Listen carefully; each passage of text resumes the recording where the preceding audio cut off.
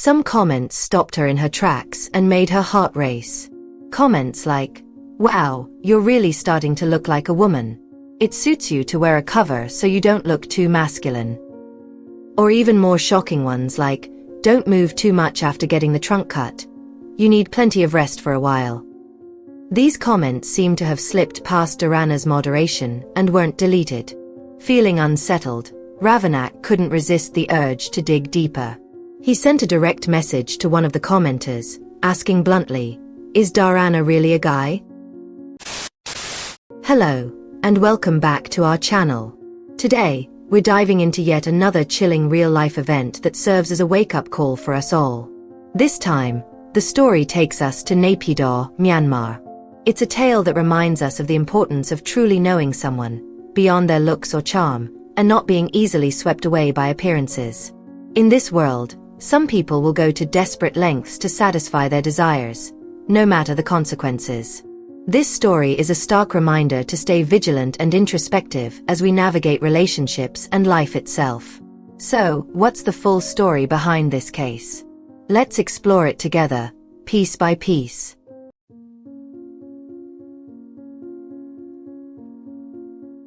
Before we dive into today's story, don't forget to hit like, drop a comment, and subscribe to the channel. Share this story with your friends too. It's one you don't want to miss.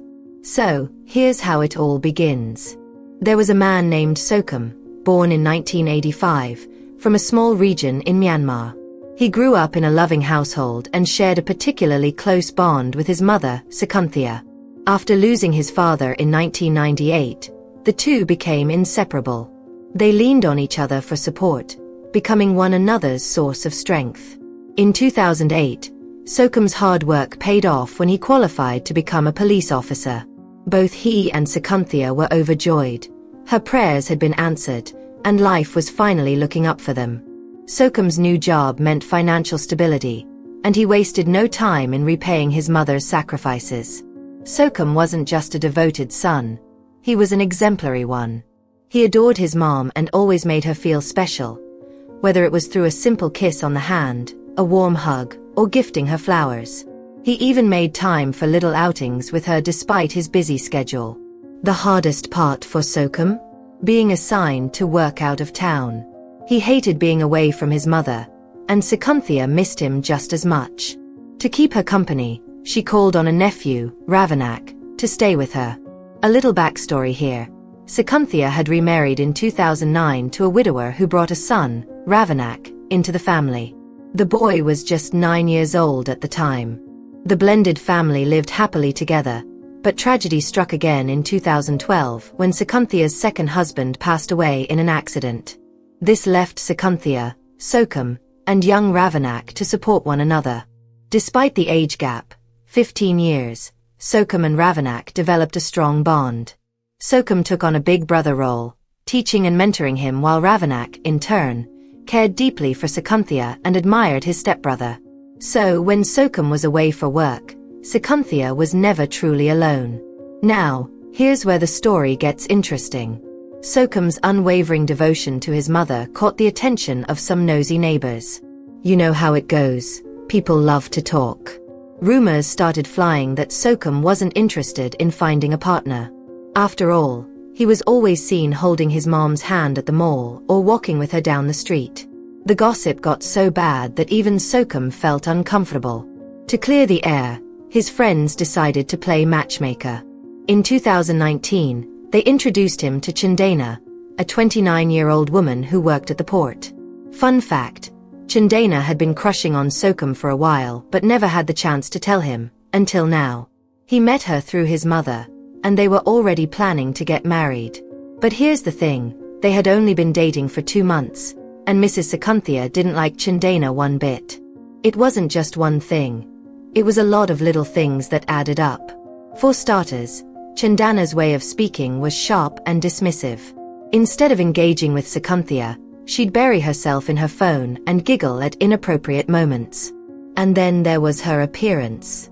Chandana had a thing for skimpy outfits, crop tops that barely covered her belly, cleavage on full display, and clothes that seemed designed to jiggle as she walked.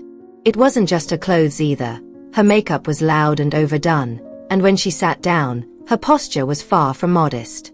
It was all too much for Sakunthia, who found her style and behavior completely inappropriate.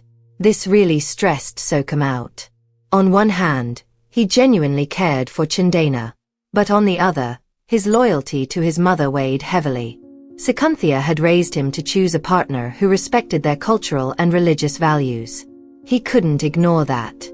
Things reached a breaking point in March 2018. While Sokum was away on duty, a massive argument erupted between Sakunthia and Chandana. Chandana had figured out that Sakunthia wasn't a fan of hers and accused her of trying to sabotage the relationship. She threw a full-blown tantrum, defending her way of dressing and claiming it didn't reflect who she truly was. "Don't judge me by my clothes," she shouted. "Plenty of people who dress modestly have terrible behavior too." Sakunthia stayed calm through most of it, but the final straw came when Chandana tried to slap both Sakunthia and Ravanak during the argument. That was it for Sokum. When he heard about the incident, he knew this relationship wasn't going to work. Even though Chandana cried and apologized later, everyone, including Sokum, agreed that she wasn't the right person for him. Fast forward to 2020, during the pandemic. With lockdowns in place, Sokum was spending more time at home with his family. Although he was still working, he stayed local in Naypyidaw. With more free time than usual, Sokum began casually exploring dating apps and social media, hoping to meet someone new. To his surprise, he hit it off with a few women, chatting online for weeks and even having video calls.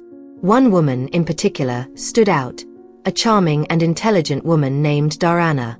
She worked at the secretariat of the Preparatory Institute in Yadash. Though they lived in different cities, their conversations flowed effortlessly. They talked every night and couldn't wait for the lockdown to end so they could finally meet in person. Sokum promised he would visit Dharana in her city, hoping to take their relationship to the next level. Despite the distance, their connection was undeniable. 4 months into their chats, they were already calling each other darling like teenagers. It was sweet and a little funny, but they were serious about each other. During one of their video calls, Sokum introduced Dharana to his mother, Mrs. Sakunthia. To his relief, his mom liked her, but she wanted to meet her in person first. By February 2021, as things began to settle down, it was Dharana who decided to make the trip to Naypyidaw. She wanted a little getaway from Yadash and was excited to finally meet Sokum in person. When Sokum offered to pay for her ticket, Dharana refused, insisting she would handle it herself. That gesture earned her even more respect from Sokum. He admired her independence and appreciated that she wasn't materialistic. When Dharana arrived at Sokum's house, she was introduced to his mother and stepbrother, Ravanak. She was a picture of grace, polite, soft-spoken, modestly dressed, and a great listener. Mrs. Sakunthia was instantly charmed by her. As they talked, Dharana shared her story, revealing that she grew up in poverty and had lived in an orphanage after losing her parents as a toddler. With no family of her own, she learned to stand on her own 2 feet. Her strength and resilience moved everyone, and Sakunthia couldn't help but hope Dharana would become part of their family. After Dharana returned to Yadash, her relationship with Sokum grew even stronger. They were inseparable over video calls, and soon Sokum officially asked her to be his girlfriend. She said yes, and even Sakunthia and Ravanak were thrilled at the thought of Dharana joining their family. By September 2021, after meeting in person 4 times, Sokum knew it was time to take the next step. He proposed to Dharana. She didn't say yes immediately, pretending to think about it for a week so she wouldn't seem too eager. But deep down, she wanted to say yes from the start. Eventually, she accepted, and they began planning their wedding. Originally, the wedding was set for January 2022. But when Sokum learned he'd be assigned out of town during that time, he asked if they could move it up to November 2021. Dharana was initially nervous. On one hand, she didn't have any family to represent her at the wedding, which made her feel self-conscious. On the other hand, the thought of moving to Naypyidaw and fully embracing her role as a housewife in Sokum's family weighed heavily on her. After many discussions and careful consideration, the couple decided to go ahead with the earlier date. On November 25, 2021, just a week before Sokum's work assignment, the two tied the knot. He was 35, and she was 28. It was the beginning of a new chapter, not just for them as a couple, but for their entire family. A few days after the wedding, everything seemed perfect. Sokum did mention to his mom that he hadn't been able to enjoy his first night because Dharana was on her period, but he brushed it off. It wasn't a big deal. He figured they'd make up for it during their honeymoon after his work assignment. On December 2, 2021, Sokum left town for his service, leaving Dharana at home with his mom, Mrs. Sakunthia, and his younger stepbrother, Ravanak. They kept in touch through video calls, easing their longing for each other while apart. 2 days after Sokum left, Ravanak stumbled upon something peculiar. While scrolling through social media, he clicked on an old account of Dharana's that seemed inactive. The last post was from 2 years ago, showing her current look with a hijab. But when he scrolled further back, he found photos from 2015 of a young man who looked strikingly similar to Dharana. This discovery raised alarms.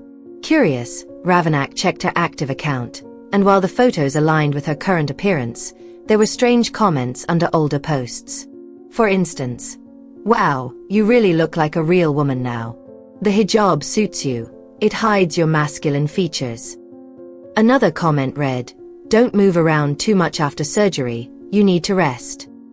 It seemed these comments had slipped through without being deleted.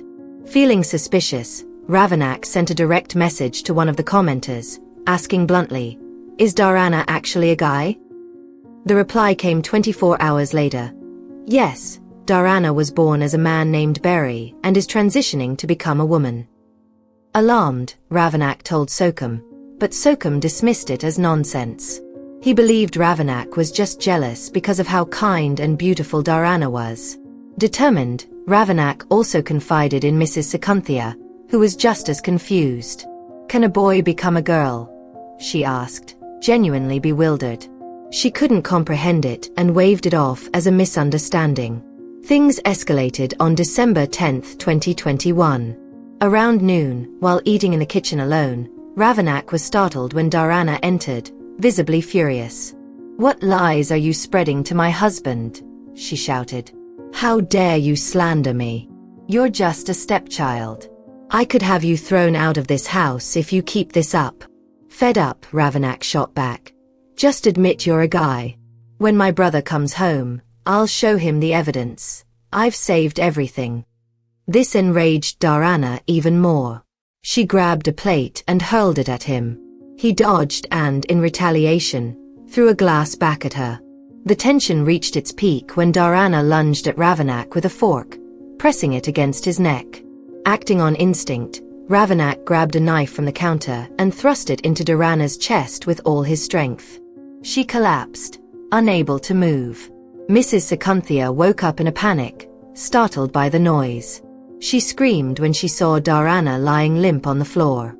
Ravanak, overwhelmed with guilt, broke down in tears and immediately called for an ambulance. The medics arrived quickly and rushed Dharana to the hospital. After a tense critical period, Dharana pulled through and later reported Ravanak for assault. This set off an official investigation. Meanwhile, Sokum was informed about the incident and hurriedly returned to Naypyidaw. Torn between concern for his wife and confusion over his brother's actions, he first visited Dharana at the hospital and then went to see Ravanak at the police station. That's where things took an unexpected turn. Ravanak presented evidence that raised questions about Dharana's true identity. The evidence included social media comments, old photos of Dharana as a young man, and direct messages from individuals claiming that Dharana, whose real name was Berry, had transitioned from male to female. Determined to uncover the truth, Sokum's lawyer formed a team to investigate further. For a month, they dug into Dharana's background, eventually traveling to her hometown in Yadash to interview locals. What they uncovered was shocking. Dharana's parents were alive but had disowned her, unwilling to accept her decision to transition from male to female. Her sister revealed that Berry had undergone 2 gender-affirming surgeries over 7 years. Berry had 4 identity cards, 3 of which listed female names. She wasn't actually employed at the Preparatory Institute Secretariat, as she had claimed, but volunteered at an illegal transgender rights organization while selling women's handbags online. Suddenly, many things started to make sense to Sokum. He realized why Dharana didn't have any family or friends present at their wedding. If she had been a widow with a legitimate job, why didn't any colleagues attend the ceremony? Every time he suggested visiting Yadash, she always came up with excuses to deter him. Initially, Sokum thought her reluctance was because she had an ex or a dark past she didn't want to revisit. But this went far beyond what he could have imagined. It even explained the hesitation and excuses during their first week of marriage when she avoided intimacy. Even Dharana's voice, which was slightly deeper than most women's, didn't raise immediate suspicions. After all, many women in Myanmar have naturally loud or husky voices, so he brushed it off as normal. Now, it all seemed glaringly obvious. According to Ravanak, he was simply trying to defend himself. On the night of the incident, it was Dharana who attacked first. The wound on his neck, caused by Dharana's assault, was clear evidence. Despite her outward appearance, Dharana's strength was undeniably male. Feeling cornered, she saw Ravanak as a threat who could expose her secrets. Eventually, Dharana admitted that she lashed out to intimidate Ravanak, hoping he'd stay silent about her true identity. She wanted to remain with Sokum and thought she could manipulate her elderly mother-in-law. But Ravanak was too sharp for her. When he refused to back down, Dharana lost her temper, grabbed a fork, and lunged at him. In self-defense, Ravanak used a stick he was holding to counter the attack. Shocked and overwhelmed, Dharana was left helpless until she was taken to the hospital. Fast forward to July 7, 2022. The Naypyidaw Regional High Court reached a verdict.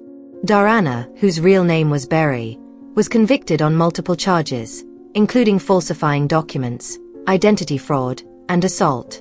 At just 29 years old, Berry was sentenced to 6 years in prison, and his marriage to Sokum was declared null and void. Legally, Sokum was never a widower. He was still considered single. As for Ravanak, after thorough investigation and deliberation, he was cleared of all charges. The court recognized that his actions were purely in self-defense and that his efforts helped uncover Dharana's deceit. Meanwhile, life moved on for Sokum. In early 2023, he found love again, this time with a genuine partner, and finally tied the knot with a real woman who brought happiness and stability into his life. What lessons can we learn from this story?